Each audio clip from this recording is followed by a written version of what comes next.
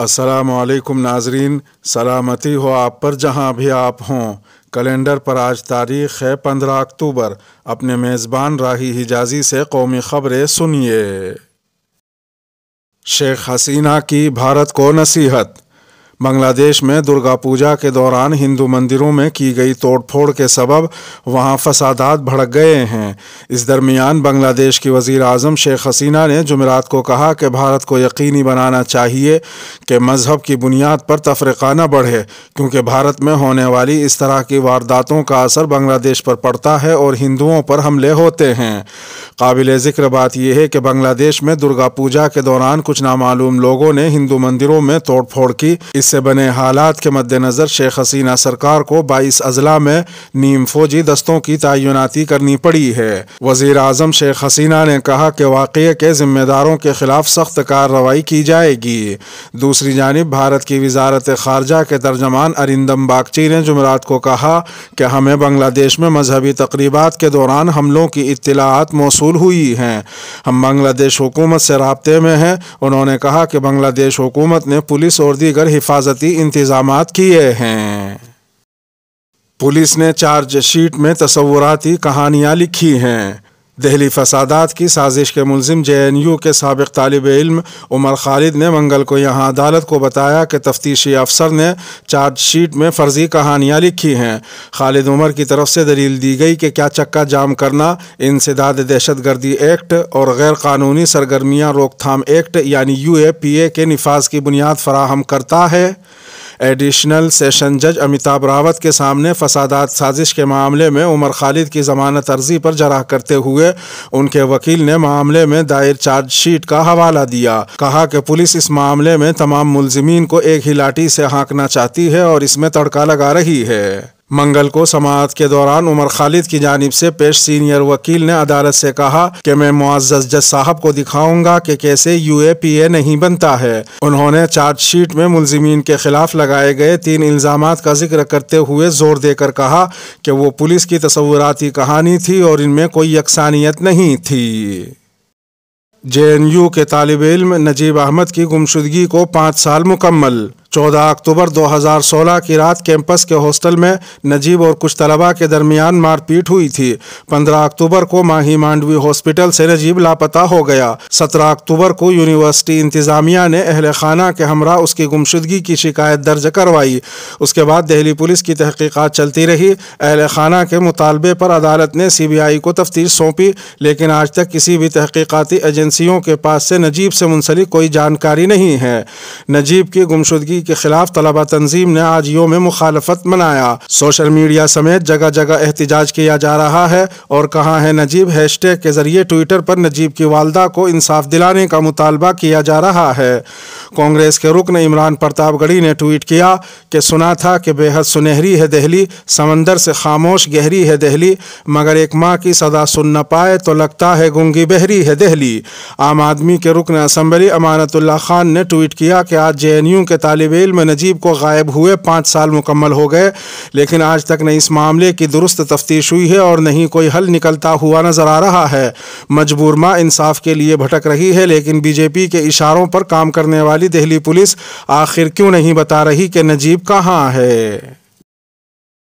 انتظامیہ نے دیوبند میں جمعیت علماء ہند کے زیر تعمیر جمعیت یوتھ کلب سینٹر کی تعمیر پر لگائی پابندی۔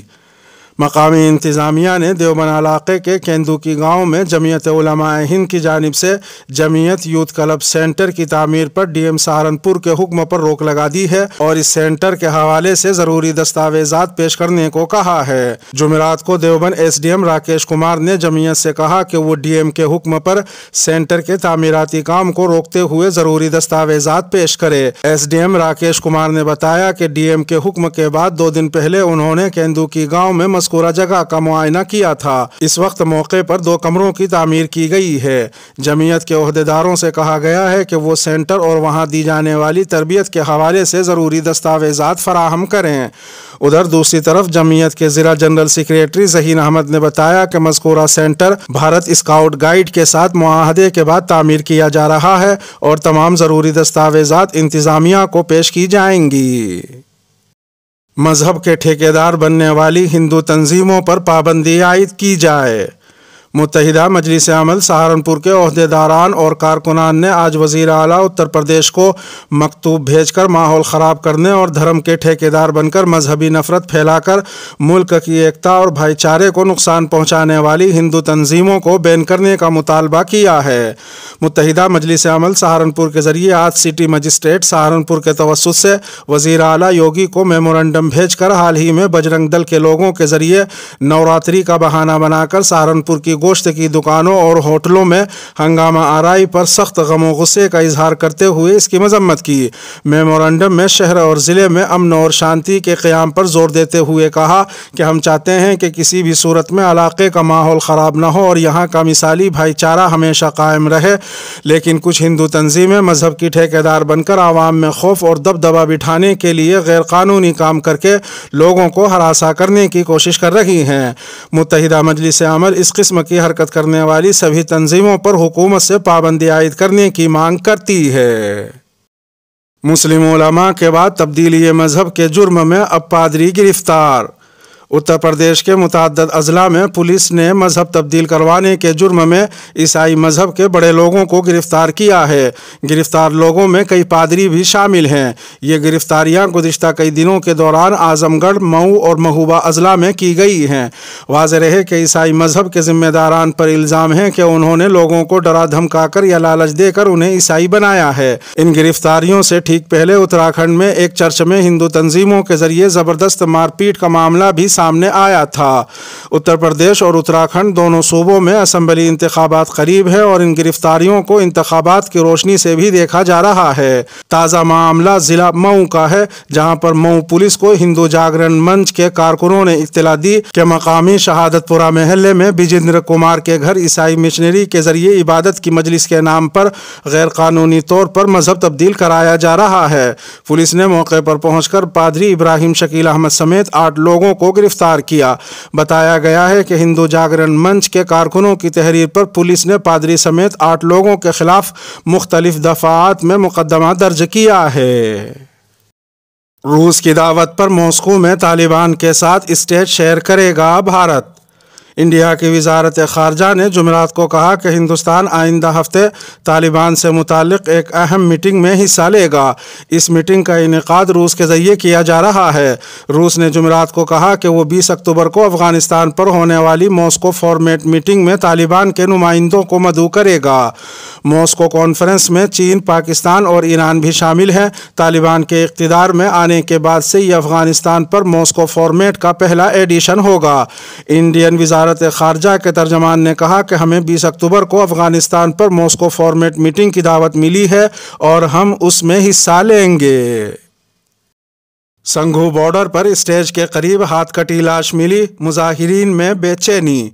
10 مہینوں سے زیادہ وقت سے دہلی اور ہریانہ کی سرحد سنگھو بارڈر پر کسان 3 زرعی قوانین کے خلاف احتجاج کر رہے ہیں۔ اس دوران کئی کسانوں کی موت بھی ہوئی اور کئی دور کی حکومت سے بات چیت بھی ہوئی، لیکن وہاں سے کسی قسم کے تشدد کی خبر نہیں آئی تھی۔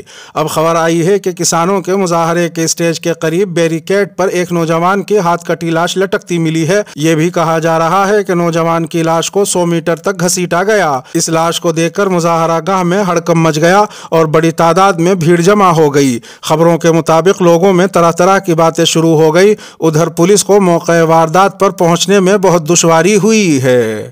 اس کے ساتھ ہی ویڈیو کا اختتام ہوا۔ اپنے میزبان راہی حجازی کو دیجیے اجازت۔ سلامتی ہو آپ پر جہاں بھی آپ ہوں۔